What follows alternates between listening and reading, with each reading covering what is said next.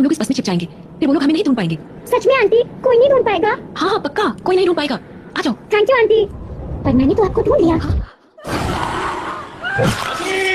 मैं नंदिनी को बचाने के लिए बस के बाहर जाने लगा, पर तब तक बहुत देर हो चुकी थी। बस को उन लोगों ने चारों तरफ से घेर लिया था।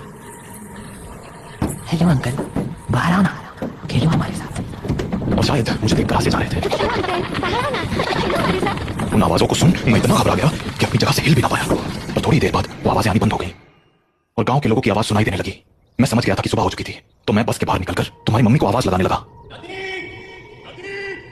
पर वहां अब कोई नहीं था। मैं कई दिनों तक उसके लौटने का इंतजार करता रहा, पर वो नहीं लौटी। फिर जब गांव वालों ने मुझे बताया कि रात 7 बजे के बाद उन बाशिंदों के साथ नंदिनी भी शिकार पर आती है, तो मुझे इस गांव का एक गहरा राज समझ आया। क्या राज? यही कि जो लोग रात को इस गांव में आते हैं वो इसी गांव के रहने वाले थे, पर उनकी मौत के बाद वो ऐसे बन गए। मतलब कल जिसे मैंने देखा वो तुम्हारी मम्मी नहीं थी बेटा, क्योंकि मरे हुए लोग वापस नहीं आया करते। इंसान बनकर तो बिल्कुल नहीं। अपने पापा से बात करने के बाद देव के मन में बहुत सारी बातें चल रही थी और वो उन्हीं ख्यालों में खोया हुआ काकी की दुकान में बैठा हुआ था कि तभी हर तरफ से घंटे की आवाजें आना शुरू हो गई। 7 बजने वाला है, अपने अपने घरों की तरफ बढ़ते रहो। चलो चलो, घंटा बज गया, निकलो अपने अपने घरों को। अरे बुढ़िया तो फिर शुरू हो गई, बोला था ना ये सब फालतू की बातें। अरे बावड़े, दिमाग फिर गया है कि थारा? जानता है ना 7 बजे के बाद बाहर के हुए कच्चा चबा जाएंगे वो बाशिंदे। अच्छा, और तुझे कैसे पता कि वो कच्चा चबा जाएंगे? क्योंकि आज तक जो भी रात को बाहर रुका है वो मारा ही गया है। अच्छा, फिर थारा राणा सा कैसे बच गया? हाँ, वो भी तो फंसा था ना रात को अपनी लुगाई के साथ। मैंने बोला ना, थारी फालतू बातें सुनने के लिए हमारे पास टेम ना है। जा निकलो यहाँ से। हाँ जाता हूँ।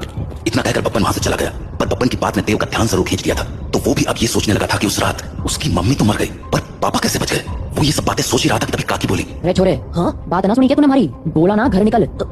जी काकी। तो देव हड़बड़ाता हुआ काकी की दुकान से बाहर निकल आया। वो घर के लिए निकलने ही वाला था कि उसके मन में एक और ख्याल आया और वो सीधा बब्बन के पीछे चल पड़ा। बब्बन भैया, क्या हो गया छोरे, कहाँ भागा चला रहा है? वो मुझे ना आपसे एक बात पूछनी है। पूछ। वो अरे जल्दी बोल, पता है ना 7 बजने को है, तू घर नहीं पहुंचा तो थारा बाप सर पीट लेगा। वो आप वहाँ काकी को बोल रहे थे ना कि एक रात मेरे पापा और मम्मी बाहर रह गए थे और मम्मी को तो उन लोगों ने मार दिया था, पर पापा किसी तरह बच गए। अरे तुम्हारे पास मारी ही बात दोहराने आया है के?